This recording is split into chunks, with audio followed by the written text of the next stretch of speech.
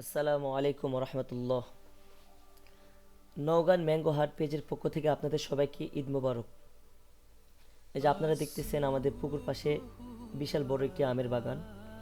এটি হচ্ছে নাগফজলি আমের বাগান। আসুন এই আম সম্পর্কে একটু বলি। এই যে আপনারা দেখতেছেন যে আমার হাতে লম্বা আকারে খুব সুন্দর শেপের একটি আম।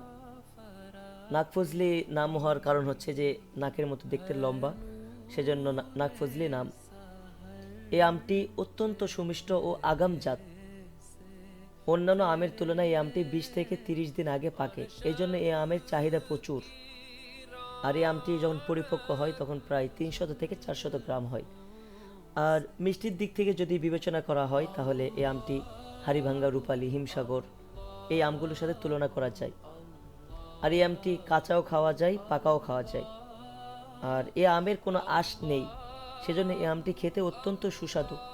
আরও একটি এই আমের বিশেষত্ব হচ্ছে যে এই আমটি একটু শক্ত শক্ত হওয়ার কারণে গাছ থেকে পাড়ার পর অনেক দিন যাবত এই আমটি রেখে খাওয়া যায়, মানে পচে কম। এক কথায় অন্যান্য আম খুব দ্রুত পচে গেলেও এই আমটি পচে না।